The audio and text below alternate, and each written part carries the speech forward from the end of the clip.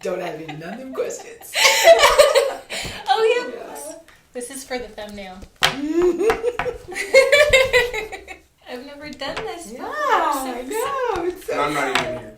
Yeah, we just pretend he's not here. That's me. So, well, sometimes I say, right, Kalani? And you'll be like, We've been recording for 2 minutes. what? Turn it off.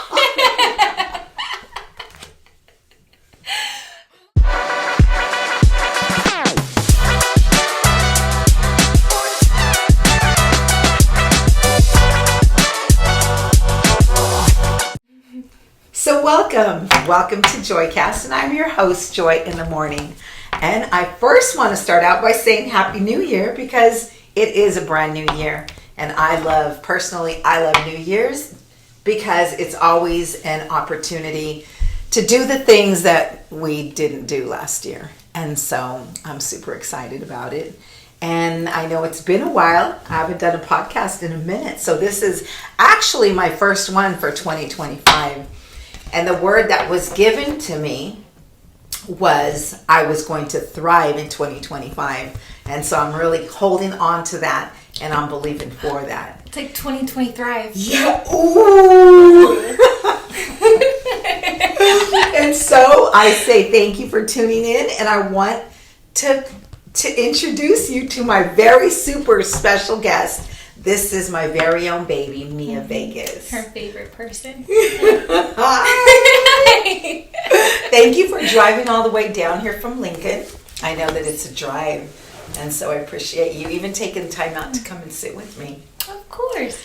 I've been thinking about this for so long, and then this morning I happened to forget that today was podcast day. It's a good thing I called you, because I was like, she hasn't called me, so I kind of figured you might have forgot about it. But I was thinking about it all week, which doesn't make sense. But Yeah. I'm happy you called me. You know me really well. And you were on time. Mm-hmm. And you had a full charge on your phone. Full charge, full tank of gas, coffee in my system. I'm on it. Like I said, who is this girl? Who is this new girl? 2025. I'm just a new gal.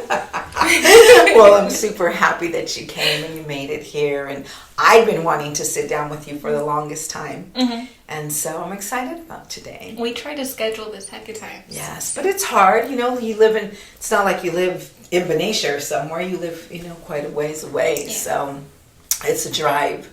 And so how are you? How is life, Mia? I'm just lollygagging my way through life. Life is so relaxing. I feel like I've had different phases of life, and this is just my most laid back, most chill, let's see what today brings type of phase in my life. Wow. Life is chill. That's really great. One of your sisters called me today and said, Mom, I need to call Mia and check on her. Is she doing okay? And I said, she's doing fabulous. Oh, which sister? Angel. Oh, Sorry, Ange. that's sweet. Yeah, but I said she's living her life, and you're just having a blast. Mm-hmm. I can tell. You're so at peace. And so, I miss you though. I know, I'd say that is the downfall of living so far is, and my job is I never could really make solid plans. I never really know my schedule or what it's going to bring, so being away from my family is hard. But other than that, I just wake up and see what drawing I'm going to do that day. And wow, tell us what you do. Oh, I'm a tattoo artist. Yay! So I draw on people for a living. It's so funny, I have two, my son Marcos and her are both tattoo artists, and since they could draw, since they could pick up a pen or a pencil, they were the two that were always drawing. Marcos always did Lion King, because Lion King had just come out, and then she would just draw. Mm-hmm. And it's so funny now that both of you are tattoo artists, just all in itself.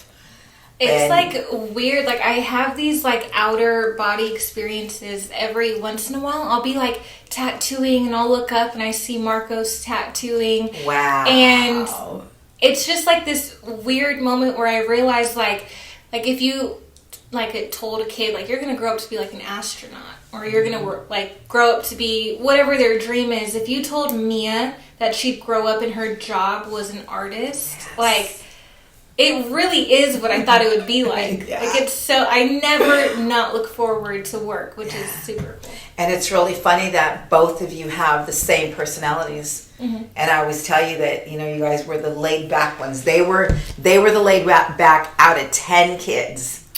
And it's so funny that you kind of need that personality to do tattoos, to be able to sit there and just, you know, for several hours. Heck yeah. So I get a kick watching you guys, you know, work in the same shop and doing what you love to do.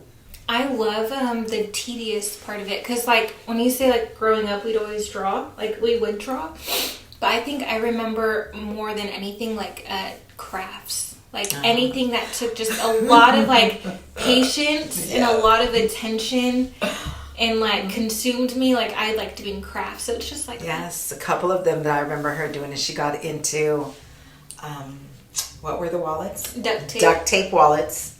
And when she learned how to do duct tape wallets, we had duct tape purses and duct tape book covers and laptop cases. And when our car got broken into, it had duct tape window.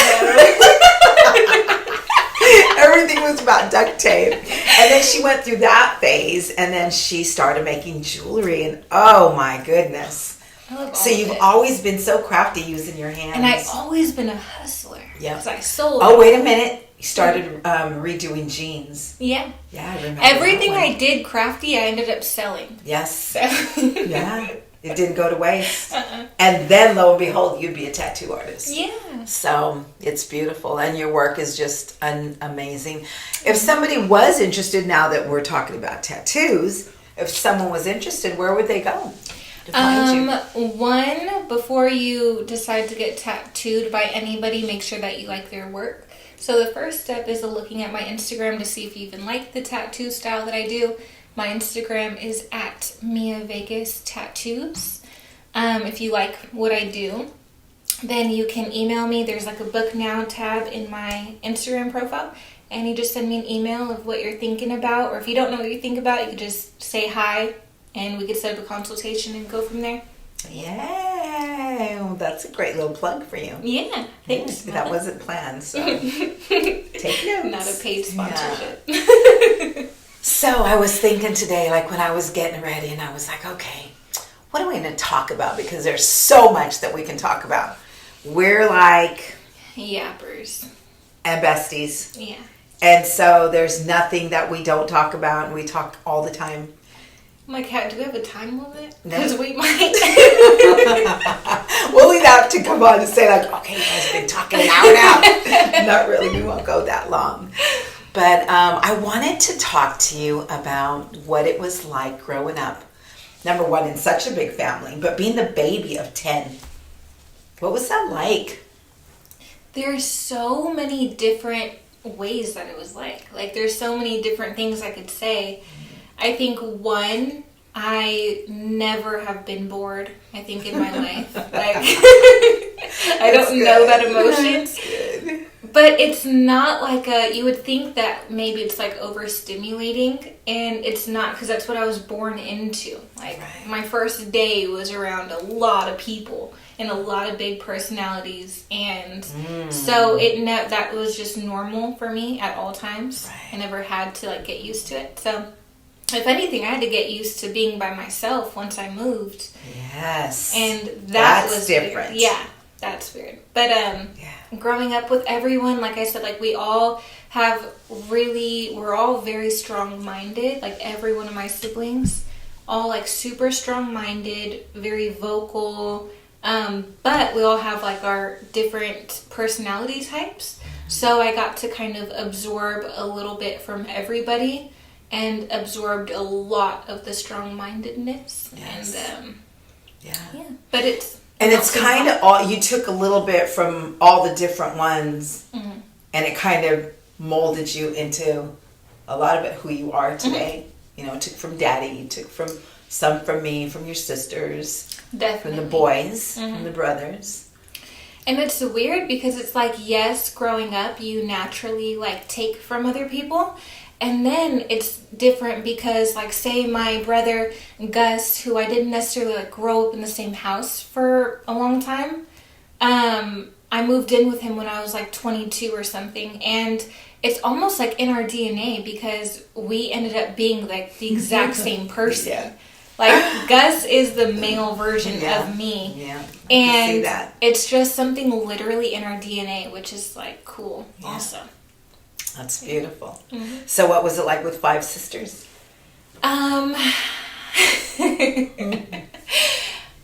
It was like I never really wanted to go hang out with friends after school because I'd rather come home to my sisters and hang out with them. Yeah, I can see that.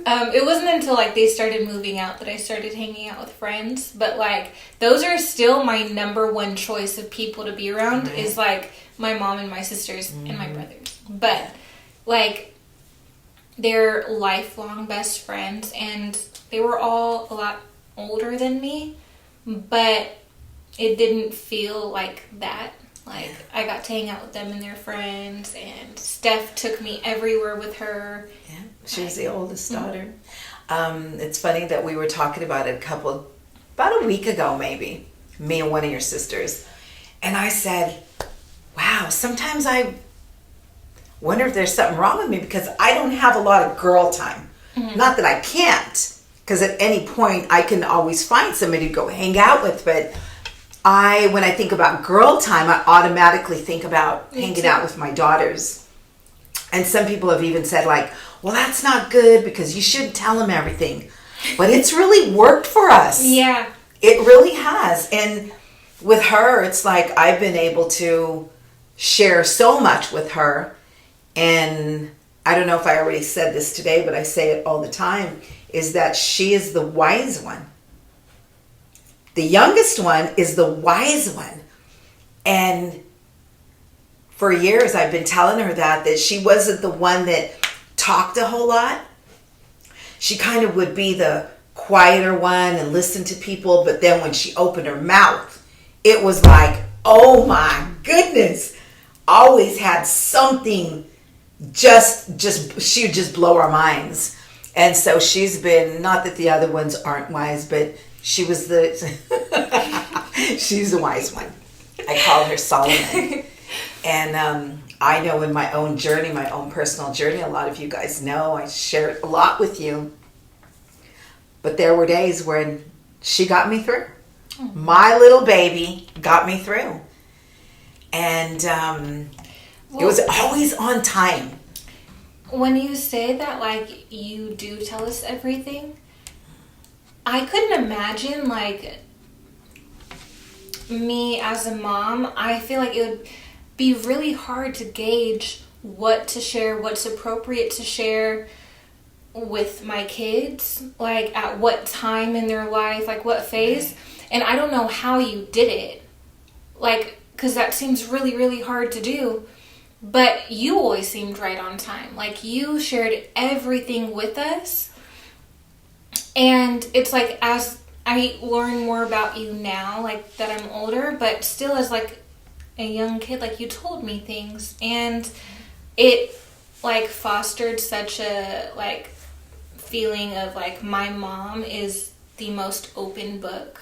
And I don't have to go and, like, make certain mistakes for myself to know, like my mom told me. My mom didn't hold nothing back, and if I have questions about anything, like I never felt like I couldn't talk to you because you were open first, and like you set that tone for me and for all of the kids. Like we could all ask you anything. Well, I've had other parents ask me about that, you know, like, how do you do that? And I always said I wanted them to know from me. I didn't want to, they're not going to get misled. I've always shared my life experiences with them, and who better to learn that from than their own mother. And they know my mistakes, they know when I really messed up, but they know my victories and when I've done really well. And so it was a pretty good balance. And you call, and then Angel will call, and then Bianca will call, and Nina will call. And it's funny because we're all really learning from each other. Yeah. Now that they're all adults, I mean, I learned from them. And so it's been such a beautiful journey. And, you know, I've been close to all of them because you guys know I've never worked. I stayed home and raised them. Their dad worked. I stayed home and raised them, took care of the house. And me and her have been together always since she was born. It was me and her. She lived with me quite a while after she graduated. It's been, only 3 years? No, I didn't want her to leave. I still want her to leave. This was actually her room. Yeah. And it killed me when I painted it. I was like, I always had hopes that you'd come home, but I know, I know that your life is there. And so even today, I was like, Lord, I've got a relationship, a special relationship with each one of them, which is beautiful. But my relationship with her is different. And then, we've gone through The girls are going to be so mad. I'm not saying it's better. I'm saying different. I think I chose a good word, don't you? A good word, huh? Different. I never said better. They might think that.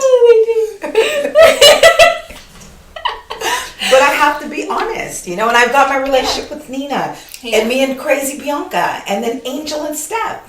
Yeah. So that's my point is, I have a different relationship with all the kids, all their different personalities. That reminds me of when you asked me what's it like growing up with them? It's because each person is so different, I call each one of my siblings for different reasons, and I'm close to them for their own reasons. Yeah. If I need any type of life advice, I'm actually not going to categorize each sibling right now because I'm not going to do that. But that would take a minute. Yeah, everybody serves their purpose so effortlessly because they are who they are. Each one of us really, we're all very, very unique and serve a purpose. And you all have leadership skills. Yeah. Which is really cool. Mm-hmm. Yeah. So. You know what I have to say? Mm-hmm. Sorry to interject. It's okay. I was thinking one day that you and Dad did a really good job at making us confident.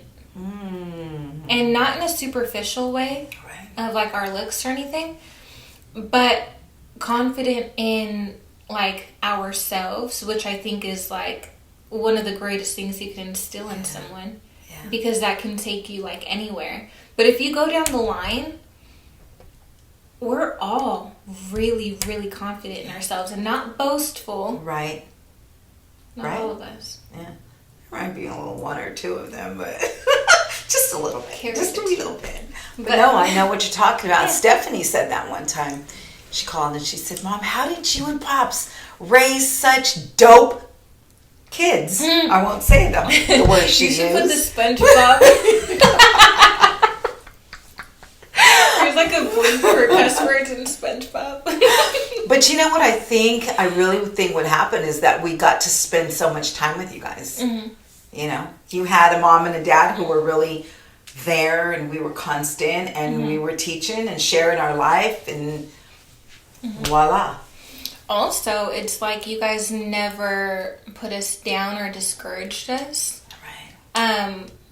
I remember going through certain phases, some of the sisters be Mia, that's not cool. Don't do that. They would kind of save me from some embarrassing phases going through. But it's if I wanted to experiment and cut my hair into an A line in 6th grade, do it. Hair grows back, and it's little moments really make confidence. Just little moments could break confidence. Ooh, that's good.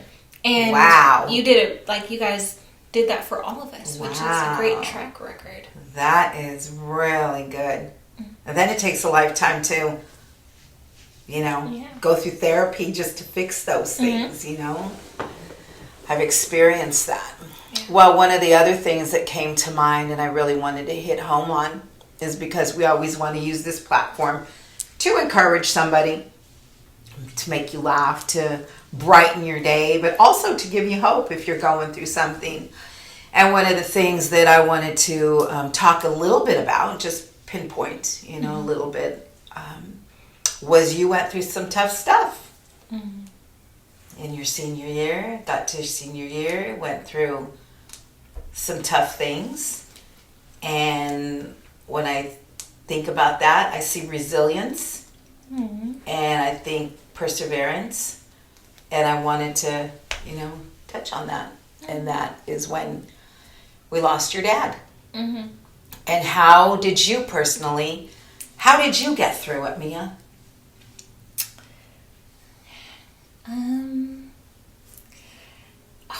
When it's kind of crazy because when you think back to it, and I know this is for you and everybody, like when you think back to it, it almost like starts like sparks go off, like, oh, and then this happened, oh, and this, and like there's so many parts to it. Yes, that layers. It's hard. Yeah, there's so many layers to it. I think that like right in the beginning and all the way through, but it's like you don't see a way out of it. Yeah. Like it doesn't make sense to you. Like my dad wasn't in and out of my life. Like thankfully he was very, very, very present, like the best dad. And it's like, how do you go from just someone so constant and solid in your life to almost like vanished? Like, yeah. And then I think one big thing that helped me is when it kind of like a light bulb clicked, like, oh, there is no going back to normal. That's not an option on the table. Right. But what type of normal can we create? Love it.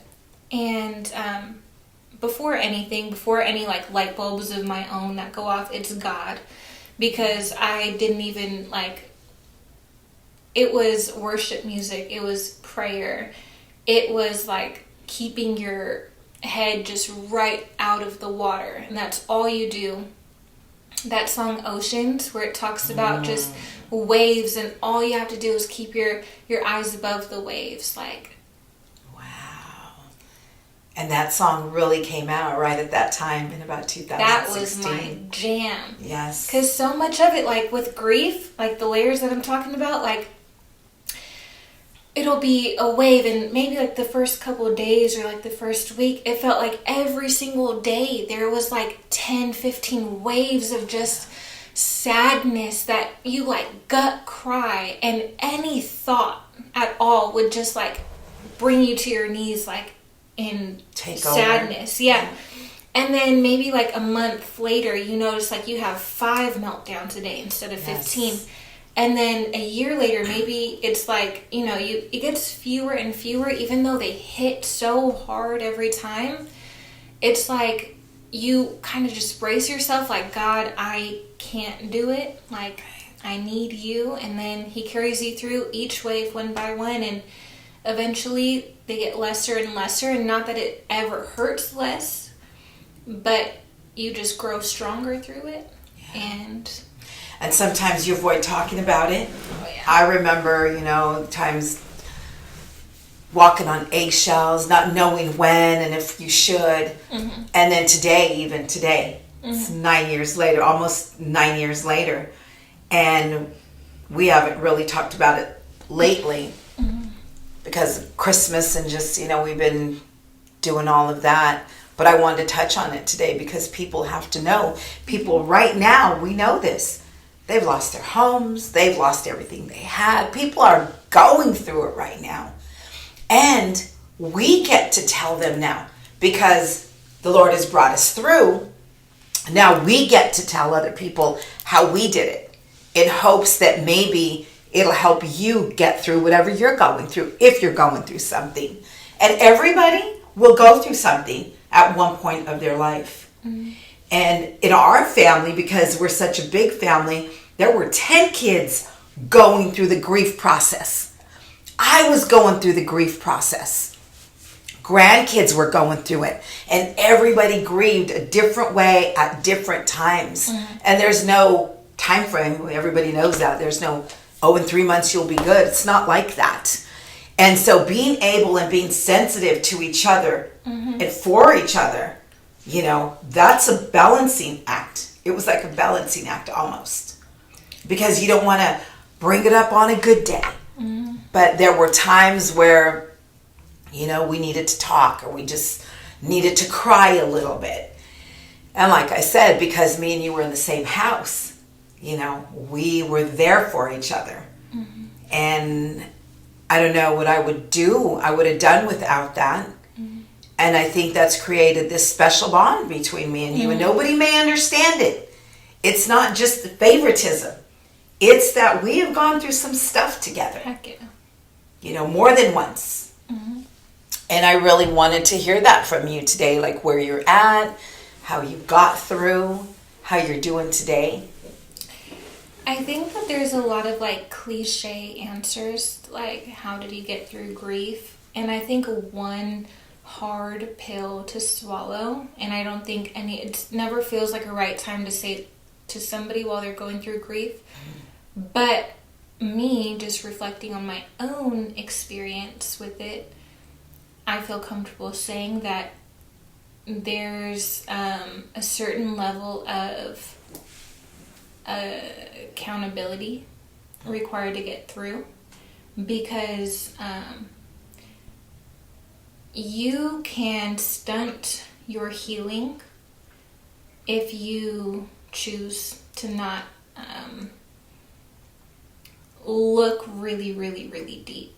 So what I mean by that is, like, I had to literally get on my knees and pray within the first week and asked God to work inside of me so that I could forgive the man who killed my dad. Not only because it's like out of obedience, like we are to forgive, but because I knew that that amount of rage and hatred and anger would eat me alive, like going forward. Like, Wow. God, please help me, because I can't help myself. Right. I can't, if it was up to Mia, I couldn't forgive Rob on my own. And it took a lot, but it didn't take a long time, and it's something supernatural that you can't explain. It doesn't make sense to people, but I've come to forgive him. And that took my own accountability, because you could be a victim in a situation, and you could put a lot of blame elsewhere, even if you think it's owed, even if you think it's rightful. Right. But I think that could stunt your healing. Like, I could have been mad at whoever. I could have soaked in my sorrow. But I knew that you can't place the blame anywhere, really. You need to forgive. And it's almost like once you pull all those sheets off of it, you could get to like the real work and really start to heal. Wow. Because anger and resentment and hatred, that'll fuel you, but it will never heal you. Come on. Yes. Wow. Wow. And it's so easy. It's so the easy easiest to way. stay stuck in unforgiveness and bitterness.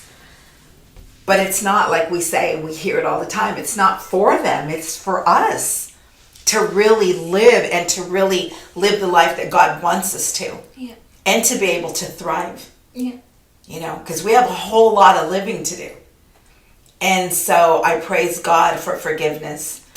I It praise saved God me. for forgiveness, because it's saved, you know, it's saved me also. And this is my mission now.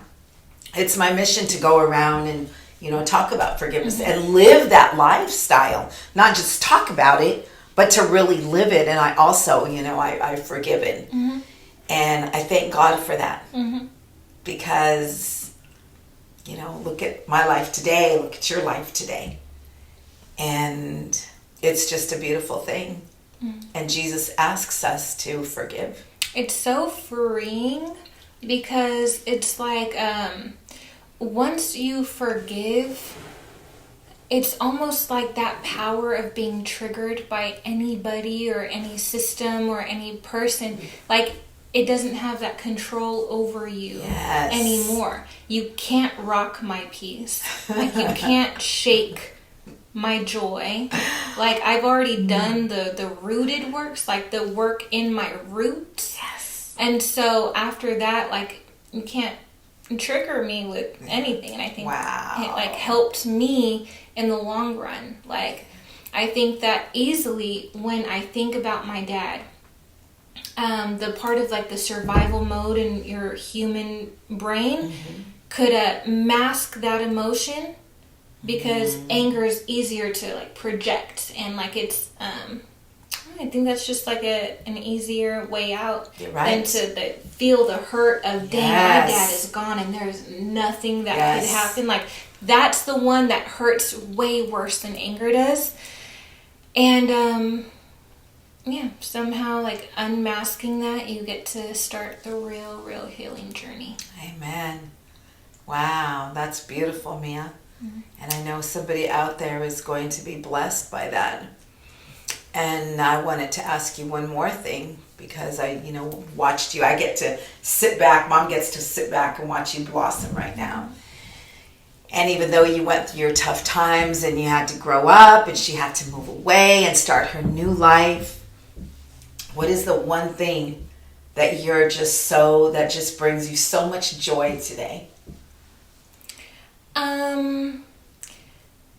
Taking my hands off of the wheel, and it's kind of like being like passenger princess to my life. Like, like passenger princess, you get to, like, choose your music and put your head out the window and, like, look around and take everything in, when I know that, like, God is driving my life. He's in the driver's seat, and I get to enjoy and be in the moment that He gives to me every day. Amen. Like, I think, like,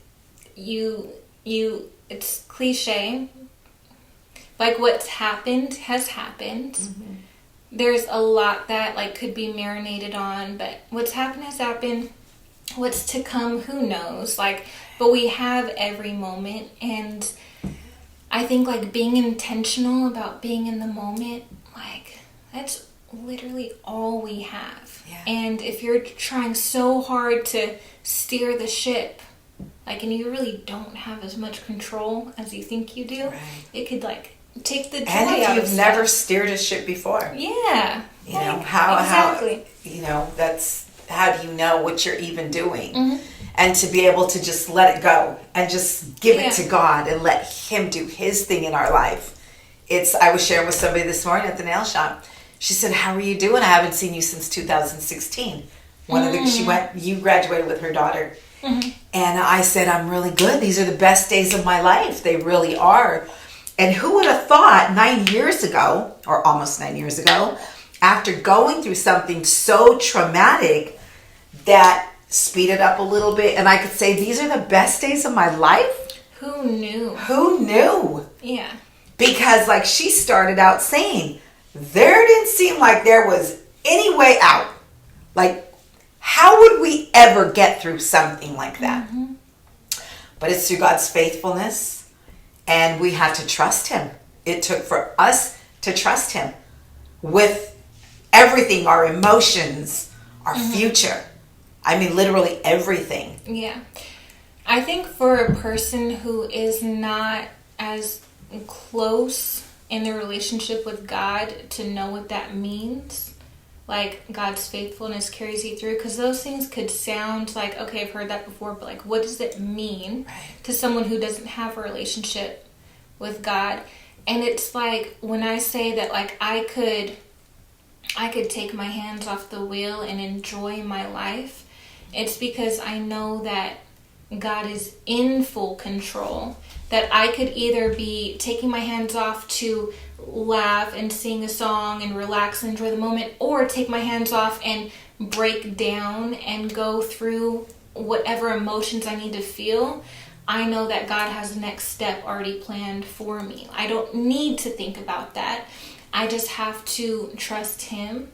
Literally, it could be as simple as vocalizing it, like, God, whatever step you have next, I'm open to it. Literally, like, taking the step to say that and be intentional with it, God will show you. I don't need to tell you what God's going to do for your life. He will show you. He'll do that work. If you make it known that you're open to it. And it could be in the highs of your life or the lows of your life. Yes. Yeah, like Yes. there's some days I remember, like, I didn't want to go to you, even though I said in the beginning, and I mean it, I could talk to you about anything. Sometimes there's no person Right. you feel that can take away what you're feeling. It doesn't matter how much you talk about it. I remember, I may have like told you before, but I felt like, what is the use of talking about it? Yeah, I remember you Because saying after that. we have a long emotional talk, it's still here. I still feel It it. still happened. Yeah, and sometimes I'm not saying talking about things doesn't help, because it does. But there's a certain level of grief to where it's like, I don't even want to go through the emotions because it's not going to heal. And that's because I can't heal myself enough. There's some things that I think my mom could give me a hug and cure anything in my body. Like, I could be stressed out and anxious and angry, and if I feel my mom's like touch, my mom's hug, like she could heal it. And then there's some things that even when my mom's here, it's still that extreme. Yeah. And in those moments, it's kind of like humbling, like I can't do enough for myself. There's nobody that could do enough for me. I would go and like sit in a parking lot and not know what to do next. Yeah. And thank God I didn't have to figure it out. Amen. Because what I would do is I would sit in that parking lot, put on my worship music, talk to God. And it's literally like one meltdown, one wave at a time. Mm-hmm. You trust God to get you through that one, and you're never not going to get through it. Like, I remember, you probably agree, I think we talked about it, when people would say like, hey, you're going to get through it. And after a while, you're almost like, I know I am. I know I'm going to get through it, but it's the getting through it. Mm-hmm. It's that part that is the tough part. Mm-hmm. And we have gotten through it. But it wasn't easy. It was really tough. Mm-hmm. And that's okay to feel that way. I've had people say like, does it ever stop? And it's like, it gets better. Doesn't stop. Yeah. But it gets better. And like she said, you start creating new normals. And our family was just, oh my God, we were always having to do that. Because that person is no longer here. It can't be the same. Some people want things to go back to the same, but you can't go back to the same because that person's not here anymore. I think that one thing that, so you're going to get, everything is survivable, but to kind of like bring up what you were saying in the beginning, like you can survive or you could thrive. And after going through something traumatizing, you can survive it, or it can turn you. I don't think that I would, like, what would I be like if that didn't happen to me? Right. I'm not saying that I'm, like, happy about it or that I'd, like, wish that on myself, but it turned me into such a different person than I ever thought that, it's crazy because I think the enemy really was out to take our lives in one way or another. And he must be so bummed out that we came out better. Like, yes. Dang, that plan backfired. Bad. Yes, major. But the thing about like getting through it and being better is really like doing the tough work again, like feeling it all. There's like this saying, and I don't want to butcher it, but it's like things don't happen to you, they happen for you.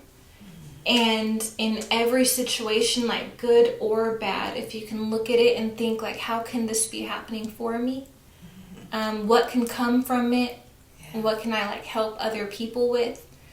I remember my nephew, who went through a lot, asked me like, why did this happen? And I'm like, oh no, what do I say? Like, that's really hard. Yeah. And it's because things are going to happen to other people. And I can't help a lot of people with a lot of things. I've had a really good life, a really privileged life. Grew up in a house full of love. There's so many hardships that I cannot relate to. But in one tragic hardship that someone goes through, I could be someone to hold their hand through it, to talk them through it, to pray with them, empathize with them, encourage them. And so your testimony is not for you, it's for other people. Amen. And if I could be an example of coming out of a situation better, then other people know that they could too. Yes. And there's a way out. Mm-hmm. That's what it's all about. And Jesus is He's the way. He's the way. I remember one day Bianca said, my mom could go pick daisies all day long if she wanted to. And I thought about that and I was like, wow, how life has changed. Mm-hmm. And so, well, I thank you. Mm-hmm. And I know you know how special you are to me and how much I love you. Oh, I love you. And I know this was probably tough. And so I want to just say thank you again for your time, for driving out here. Now I got to make her red rice before she leaves. I didn't know that. And to you, if you're tuning in today, I hope you got something from it. I hope we were able to encourage you and bring you some joy today, because we really are living life filled with joy. We really are. We're not just saying that. We really are. And it's all about what the Lord has done. And so I will post this on Facebook. And to make it easy, I've had people say, how do I find you? How can I find you? Once I post it on Facebook, all you literally have to do is tap on it and it takes you right to YouTube so you can watch it, or Spotify and listen to it. And so thank you. We'll be back next week. I have a new guest for next week. And I hope you're just having a really great day. Any last words? I have an idea. You know what you should do? What? I feel like today's topic, like, because we say there's so many layers to so many things, and we can't even like touch the tip of the iceberg with how to deal with grief. Yes. But I think that if you know, like those old school things where it's like ask whoever, if you made an email and people could like, you know, like ask you like, well, what about this? Or like you have something specific you want to know or ask, or you're going through something that maybe we touched on. Right. Just to specify, to dig in a little deeper. I love that. That'd be cool. It's a great idea. Great idea, whether it's raising kids. Yeah. Or just whatever. You guys know a lot about me. So if there are any questions, feel free to reach out to me through Messenger, comment in the comment section. And so, Joycast email. And Joycast. Joy in the morning. Yep. 31. Joy in the morning. 31. At Gmail. At Gmail. Yeah. Someday I'm going to memorize it. Anyway, thank you again. You know I love you. And tune in, please, and subscribe. Till next time, this is Joy in the Morning. Bye. Bye.